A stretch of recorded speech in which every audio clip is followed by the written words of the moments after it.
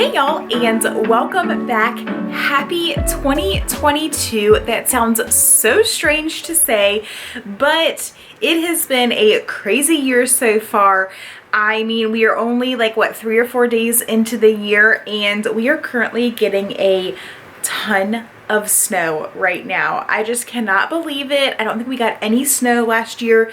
So this year we are definitely starting off on the good foot as far as snow is concerned. But today I am actually wanting to share with you my January TBR. I have chosen a relatively small TBR. I have 6 books on my TBR and I can't wait to share with y'all. So let's go ahead and get into it.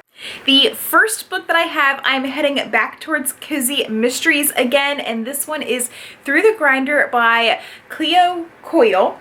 So for this one, it is a coffee house mystery. It is book 2 in the series, and the description for this one is: there's trouble brewing at the Village Blend. That is the coffee house that is the main spot of this book.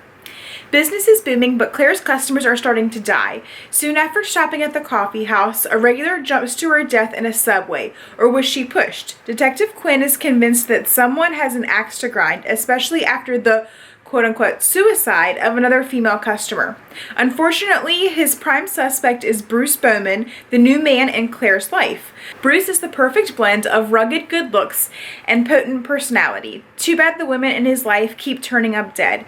Now Claire will risk her heart and her life to follow the killer's trail to the bitter end. So I loved the first book of this one, and I'm very excited to hop into the second one. The second book on my TBR is another one in a series, and that is My Kind of Wonderful by Jill Chavez. This is the Cedar Ridge series, and so the description for this is: Bailey Moore is finally getting to live on her own terms. After a fierce battle with cancer, she's ready to do all the things she never dared to before, like sail the Greek islands and explore Europe's castles. Her first new adventure brings her to Cedar Ridge Resort, a ski lodge in the Colorado Rockies. Bailey quickly discovers that following her no regrets list won't be easy. It doesn't offer instructions on how to deal with a suffocating mother or an ex-fiance who doesn't want to let go. Her list also doesn't include falling for the lodge's swoon-worthy head ski patrol, Hud Kincaid, and his boisterous, kind-hearted family.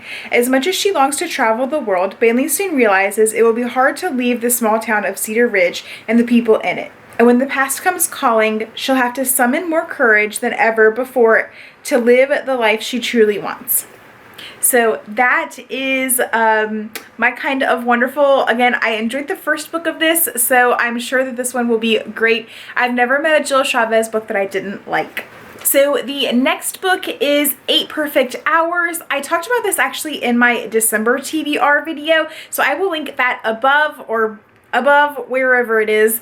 I'm not gonna actually read the description for this one because I did go into detail for that one. This is just a carryover. I didn't get to read it in December, but I wanted to read it in January as it actually does take place in January, so I figured now would be the perfect time to read it. The next book in my January TBR is Us Against You. If you were here hanging out with me last year, you know that last January I read Beartown. So this January I decided that I would pick up the sequel to Beartown, which is Us Against You by Fredrik Backman. So the residents of Beartown are tough, hardworking people who don't expect life to be easy or fair. They've always been able to take pride in their local ice hockey team, especially when they are victorious over their longtime rivals in the neighboring town of Head. But just when it seems the Beartown ice hockey might be disbanded due to the defection of the best players to Head, the team gets a surprising new coach and a chance at comeback. Bringing the team together, however, proves to be a challenge as old bonds are broken, new ones are formed, and the bitterness between adversaries threatens to turn into violence. With immense compassion and insight, Fredrik Backman reveals how loyalty, friendship, and kindness can carry a town through its most challenging days. So this one has I'm sorry, not this one, but Beartown had a lot of symbolic meanings, and I am pretty sure that Us Against You will also have that as well, just from Fredrik Backman's style of writing. Next up is a second one in a series again, and I am extremely excited for this one. It is Dragonfly and Amber. We are coming back to the Outlander series. I am so excited. So for this one, for 20 years, Claire Randall has kept her secrets, but now she is returning with her grown daughter to the mysteries of Scotland's mist-shrouded highlands. Here, Claire plans to reveal the truth as shocking as the events that gave it birth. The secret of an ancient circle of standing stones, the secret of a love that transcends centuries, and the truth of a man named Janie Fraser, a Highland warrior whose gallantry once drew the young Claire from the security of her century to the dangers of his. Claire's spellbinding journey continues through the intrigue-ridden French court and the menace of Jacobites plot. I have a sticker in the way. Okay. Claire's spellbinding journey continues through the intrigue-ridden French courts and the menace of Jacobite plots, to the Highlands of Scotland through war and death, in a desperate fight to save both the child and the man she loves. So, I forgot how much this author has terrible run-on sentences. Like, her sentences are whole paragraphs long. It was definitely evident in the description, but overall, I am truly excited to read this book. I haven't looked to see if I've watched the second season of Outlander on, what is it, Stars? Yeah, Stars. So if I have not, I'm going to wait to watch it until after I've read the book.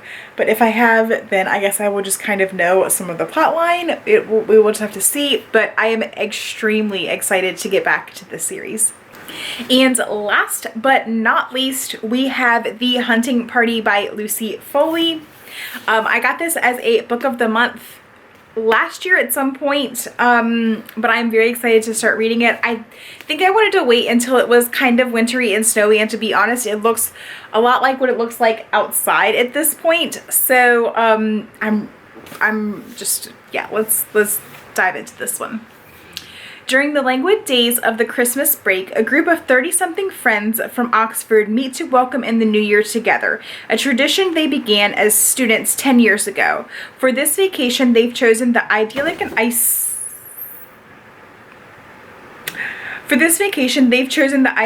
isolated estate in the Scottish Highlands. Apparently, this is a theme. The perfect place to get away and unwind by themselves. They arrive on December 30th, just before a historic blizzard seals the lodge off from the outside world. 2 days later, on New Year's Eve, one of them is dead. The trip begins innocently enough, admiration of the stunning, if forbidding, scenery, champagne in front of a crackling fire, a reminiscence about the past. But after a decade, the weight of secret resentments has grown too heavy for the group's tenuous nostalgia to bear. Amid the boisterous revelry of New Year's Eve, the cord holding them together snaps. Now one of them is dead, and another one of them did it. Keep your friends close, the old adage goes, but just how close is too close? So I feel like right now is especially the perfect time to read this. I have actually asked Monica if she would like to read this with me because I absolutely loved Lucy Foley's earlier book, The Guest List. I think that this one is going to follow a similar theme, I suppose you could say, as I don't think that we know who is dead and who the killer is, and you find that out along the way. I absolutely loved that about her book, The Guest List, and I think that this one is going to be similar from how it seems by the description, and then I also read the first chapter, so we will see, but I think that it would be one that Monica and I would love to talk together about, just to like, oh my god, I can't believe this happened. You know, those moments when you're reading a mystery thriller. So this is the last book on my list. So there are 6 books on my TBR. Again, that is kind of a small TBR, especially compared to what I had been reading in the past few months.